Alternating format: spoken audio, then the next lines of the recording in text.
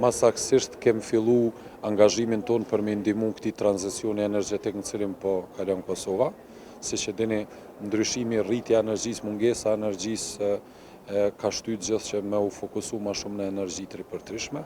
Si kompani jemi one stop shop, end to end, me fjalë shqip i ofrojmë gjitha shërbimet prej planifikimit, projektimit, ndërtimit me qelsa dorë edhe mirëmbajtjes, patjetër që edhe ndihmës në tregtim. Pra praktikisht po mundohemi me ofru tregut Kosovës ndihmë në tranzicionin elektroenergjetik që është duke ndodhur.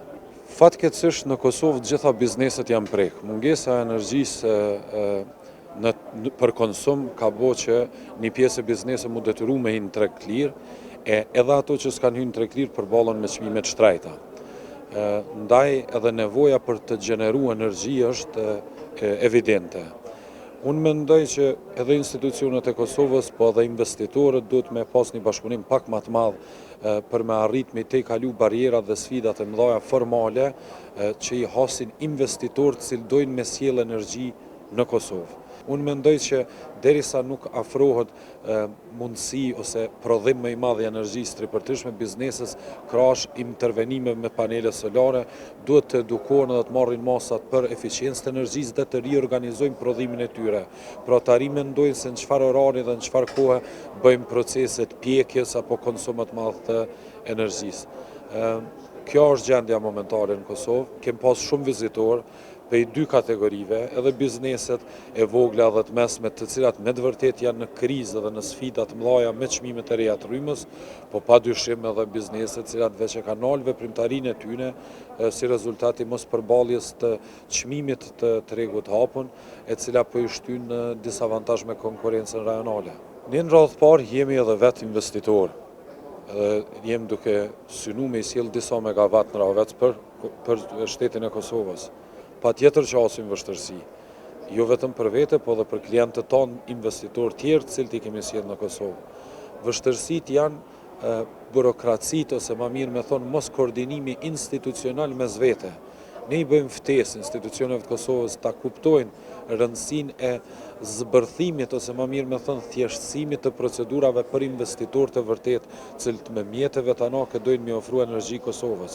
Dhe ato mund të bëjnë shumë lehtë duke stimulu një komunikim më të mirëfillt mes kostit, zyrës rekreatorit të energjisë, kekut, akterëve tjerë mbi të gjitha pushtetit lokal. Po, ka nevojë edhe unë mendoj që ka shumë hapësirë për ta thjeshtësu edhe për t'ja mundësu njerëzve me investu më lehtë.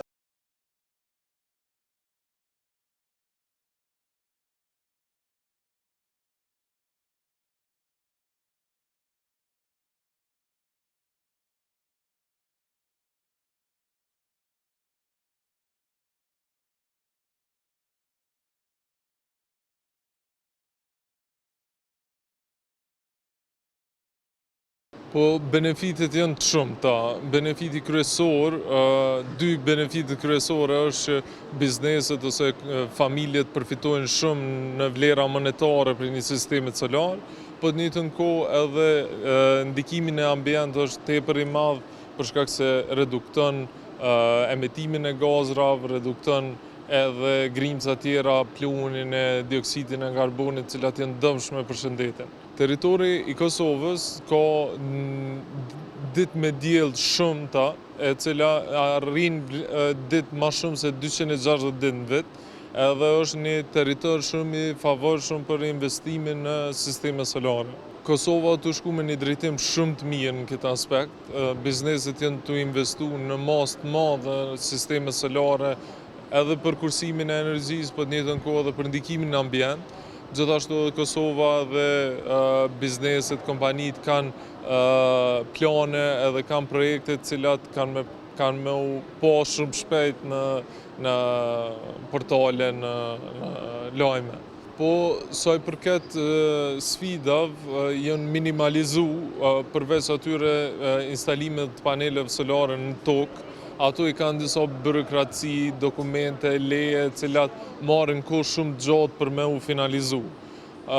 Kjo një sfidë që na ballafaqohem çdo ditë, për shkak se jemi vazhdimisht të marr dokumenta, leje, pëlqime, edhe kjo na vonon edhe vonon gjithë procesin. Qeveria në këtë aspekt ka bo përmirësime edhe Diçka që na kishte ndihmu është shkurtimi i lejeve cilat na jemi të i marrë për këto projekte, për shkak se me instalimin në sistemi solar duhet më marrë leje veçantë në komunë, KEC, ZRE, edhe shkurtimi ose grumbullimi në vend i këtyre lejeve na e kishte bërë shumë më të lehtë operimin. Në fakt shumë i mirë që ka ndodhur ditë e fundit është që qeveria e ka shpallë incentiven për subvencionimin e paneleve solare.